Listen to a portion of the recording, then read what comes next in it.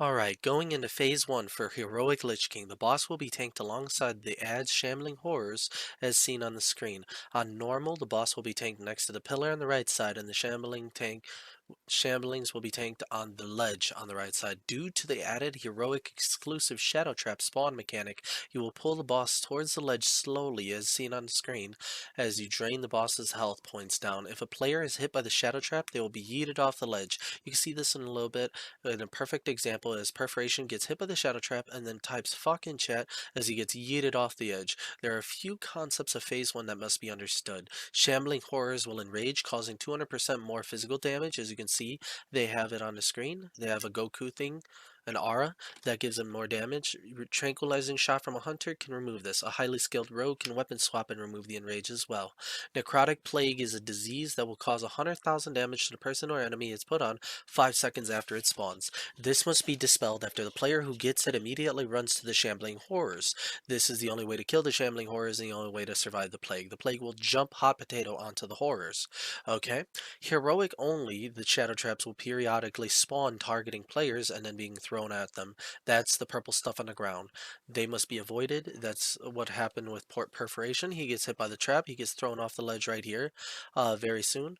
And then also standing in front of the Shambling Horrors or near them will cause wipe-worthy mechanics. One, if you stand in front of the shockwave of the Shambling Horror, they will one-shot the player. You'll die instantly. If you stand too close to them, the Necrotic Plague might jump back onto the raid and cause a wipe because each player will die by 100,000 damage and it'll continue bouncing. Okay? So that's Phase 1 for you, for the Lich King.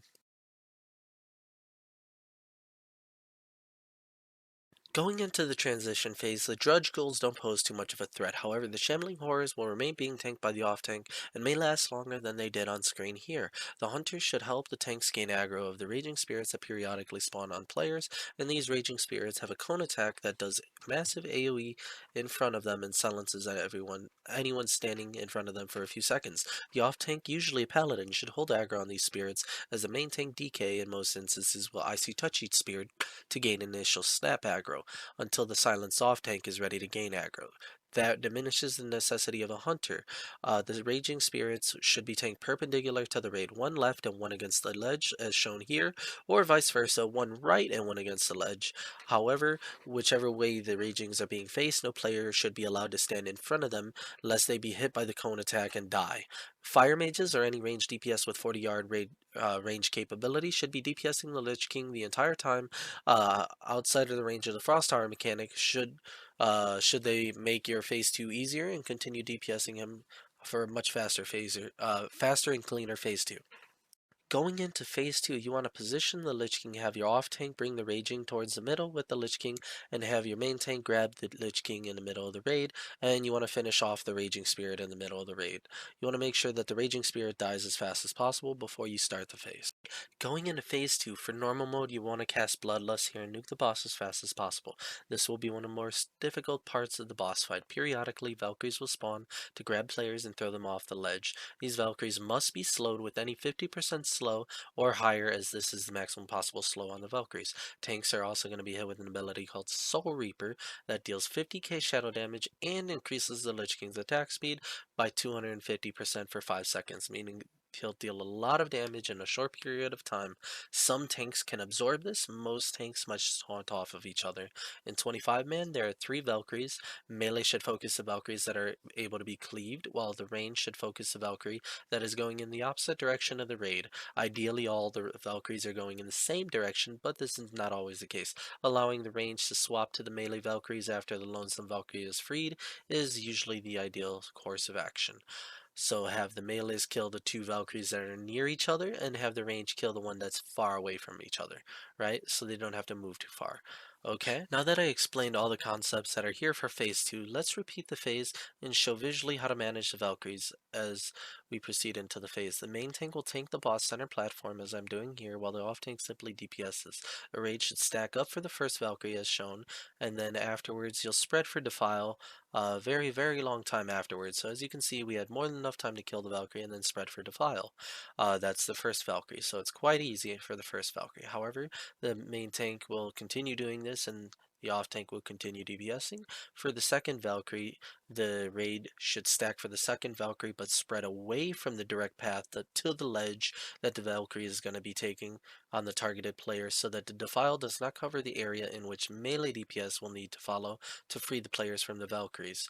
As shown on screen, the second Valkyrie flies through part of the Defile and it makes freeing the guy who was grabbed quite difficult. As you can see right here, it's not very clean, but it's still like we still have quite a bit of range, so they're going around the defile, they're not stepping in it, and they're DPSing the Valkyrie, and it's quite easy. So it's not problematic at all if you have it going through like the edge of it, but you don't want them going through the entirety of it.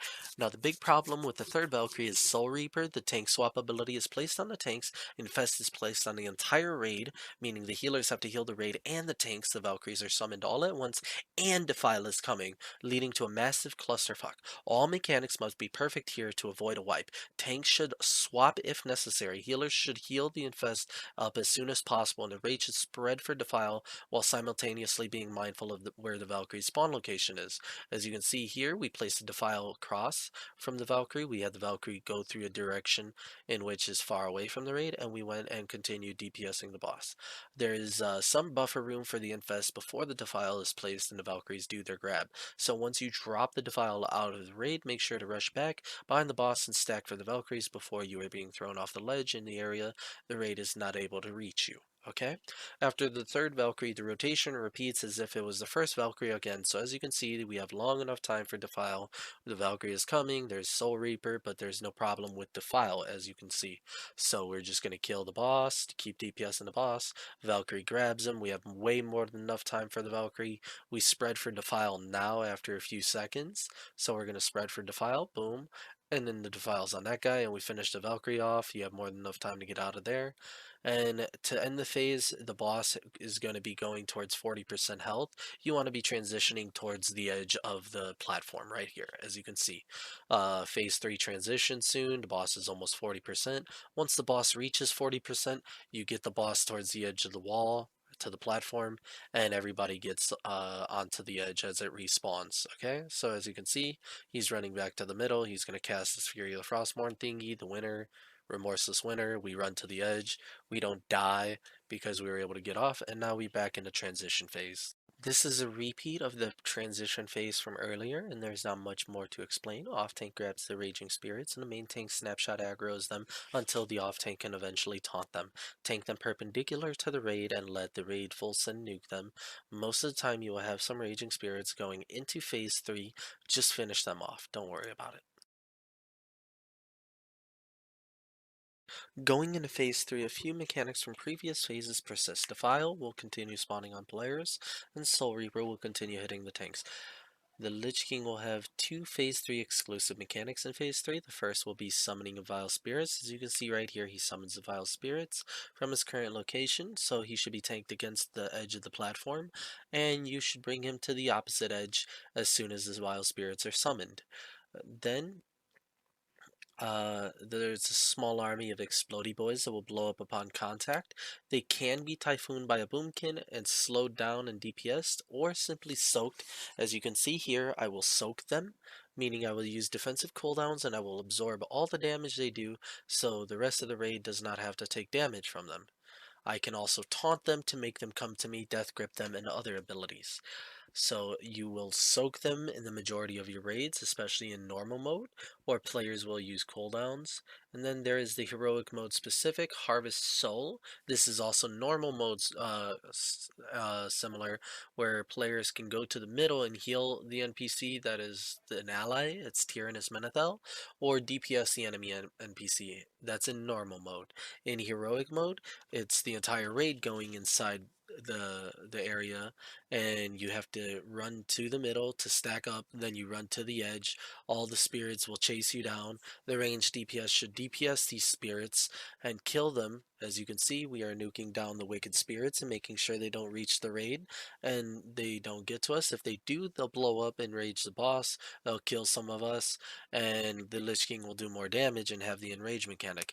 In normal mode, if the player fails to do his job there, the boss will enrage and he'll do 200% more damage as well, meaning the tanks will have very little hope and they have to use all their cooldowns. As you can see, Soul Reaper, Vile Spirits continue getting used, Defile continues getting used, and it's rinse and repeat. So this is how heroic mode will go. You continue having the Harvest Soul mechanic, and you go back in there. It gets more and more difficult, very, very, very hard to survive inside the Harvest Soul. Every time he harvests your soul, there are more and more spirits, and it becomes more and more problematic.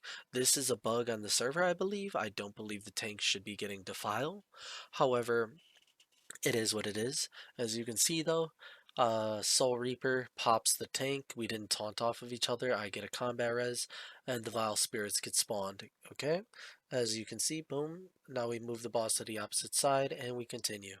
So let's take a look at phase 3 going into phase 3 at ×2 speed. He harvests our soul, so we have to spawn. We get inside, we stack up in the middle. Druids will use Starfall here, we'll survive and we'll run to the edge and we'll continue DPSing them. So we just run along the edge, keep DPSing the spirits. There's not too many at the start. This is a very easy phase. It's like, okay, we got this. And we proceed to move along the fight. As you can see, Defile on that guy, everybody gets out of it immediately. We pop Bloodlust in phase 3 because this is a DPS race on Heroic. So you want to use Bloodlust during phase 3, usually once you get here instead of over there, so you're not wasting time running around. But there's still a lot of time running around anyways. But you want to Bloodlust during phase 3 on Heroic. On normal mode, you don't have to worry about the DPS race in phase 3 because it's not there. You just worry about the Vile Spirits. So you can Typhoon them and absorb them on normal. On Heroic, you have to make sure you get through this phase fast enough, or else there's just too many Wicked Spirits inside the Harvest Soul right here that can kill the entire raid. So if they ever hit you or kill you, the boss enrages and it's just hopeless. So you have to get through phase 3 fast enough. So we're out here to file on that guy, get this, we absorb, we soak, boom, get the spirits out of here, then we move to the other side. Soul Reaper on me. I'm absorbing the Soul Reapers as much as I can with Icebound Fortitude, Anti-Magic Shell, Vampiric Blood. However, I have only so many cooldowns, and I don't actually pay attention enough right here because of the Defile. Boom, I die. So I died right here due to the bug, because the Defile was on me and I was worried more about the Defile than healing myself with the Rune Tap. We go inside the Harvest Soul, we go back to the middle, then we have to run to the edge. There's a lot of spirits now. We're freaking out a little bit and we're just running along the ledge. We want to make sure to kill the spirits, and we're killing the spirits as we're running along the edge. Should not be too difficult. It's quite easy, especially since there's 9 people here instead of 10 people. So we essentially 9-man the Lich King here. So the spirits are still out here and they still need to be soaked. That's what we're doing. Somebody is soaking the spirits. Boom, boom, boom, boom, boom. Soaks all the spirits, bring it to the other side. So it's essentially phase 3 on normal mode and phase 3 heroic mode, kind of. Another Defile on me. I survived though because I had Anti-Magic Shell and Icebound Fortitude. We finish off the spirits, we soak them up, we finish the boss, and boom, all of us. Now you can pat yourself on the back because the entire boss fight is pretty much over at this point. All there is like 3 minutes of role play. I sped it up by about 3 times the movement speed. As you can see, spirits are flying around at Mach 5. But yeah, there's a ton of role play right here. Then the game will proceed once the roleplay is over. You finish the Lich King off for the final 10% of his health, nuke him down, and you collect your loot. So congratulations, you just beat the heroic Lich King encounter. This is not the easiest fight. It can be quite complicated. It's very long, to be honest. It takes usually roughly 15 minutes. Even the fastest kill in the world was about 4.5 minutes, and that's not including the role play that happens, which makes the fight even longer. It's like 7 minutes or so. It's a lot of role play and it's a long fight. So that's the Lich King encounter. I hope you guys enjoyed the encounter, and I hope you can learn a thing or two from this video. And yeah, so there you go. Finish the Lich King off, beat him up, get your loot, and I'll see you in the next video. Thank you for watching. If you like this guide, make sure to check out the rest of my channel. I make a lot of guides and I make a lot of content for World of Warcraft.